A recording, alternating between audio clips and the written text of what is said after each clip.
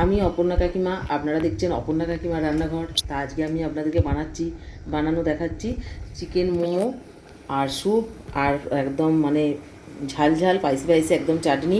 তাহলে আপনারা পাশে থাকুন, দেখতে থাকুন। আশা করছি আজকের ভিডিও আপনাদের ভালো লাগবে। আজ আমি বানাবো চিকেন মোমো, যার জন্য এখানে দেখুন চিকেনের এই যে কিমাটাকে এরকম করে নিয়েছি।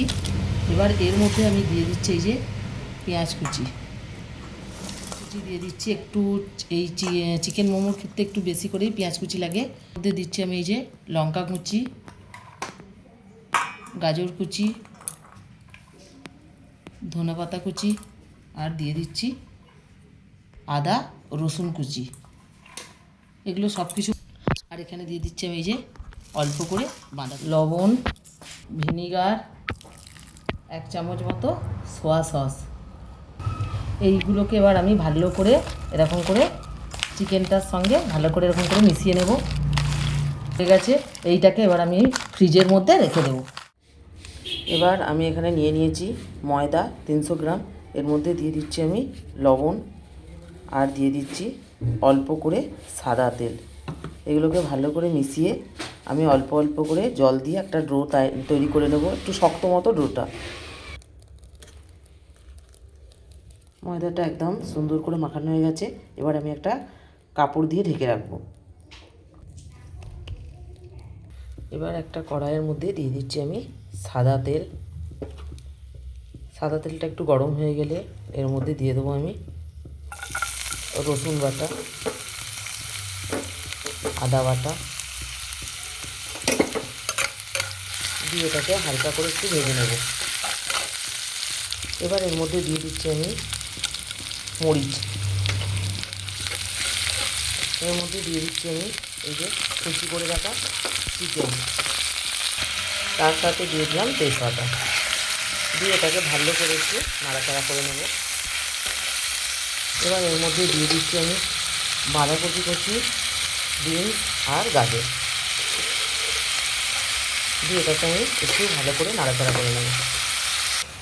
এবার এতে দিয়ে দিচ্ছি অল্প করে পেঁয়াজ কুচি, একটু নাড়াচাড়া করে এর মধ্যে আমি জল দিয়ে দেব।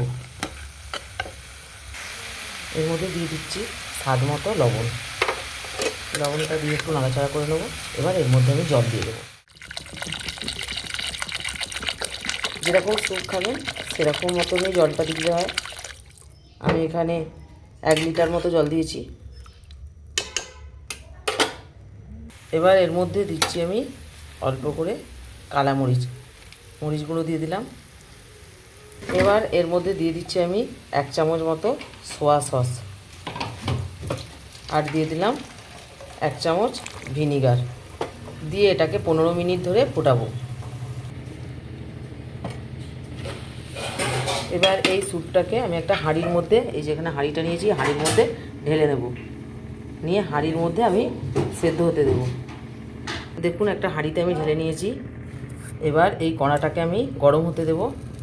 আর এর মধ্যে দিয়ে দেবো আমি এই যে টমাটোগুলোকে আমি এরকম পাতলা পাতলা করে রেখেছি, টমাটো দিয়ে দেব। আর দিয়ে দেব কয়েকটা এই যে রসুন আর 2-3টে শুকনো লঙ্কা। এগুলোকে প্রথমে আগে শুকনো খোলায় ভালো করে নেড়ে নেব। দেখুন ভালো করে ভাজা হয়ে গেছে। এবার এটাতে আমি দিয়ে দেবো সামান্য করে জল, একদম অল্প করে জল দিলাম। দিয়ে এটাকে আমি 2-1 মিনিট শুধু ফুটতে দেবো। এবার এটাকে আমি একটা মিক্সির মধ্যে পেস্ট করে নেব।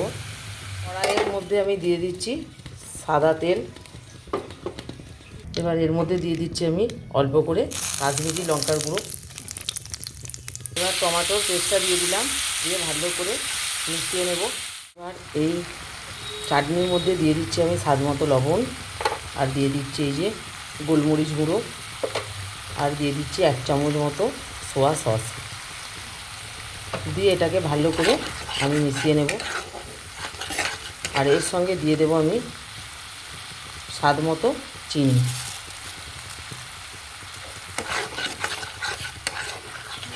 এবার এর সঙ্গে শেষ দিয়ে দেবো আমি একটু লেবুর রস।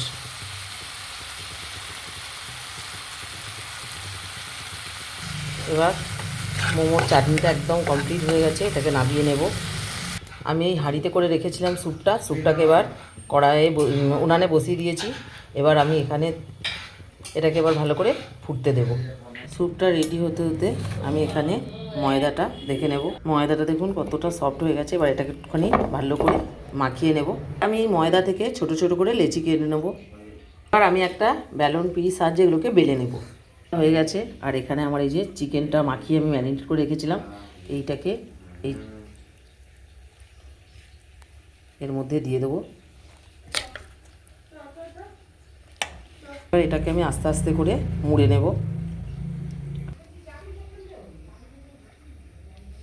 এরকম করে প্রথমে এই ধারটা মুড়ে দিয়ে তারপরে এরকম করে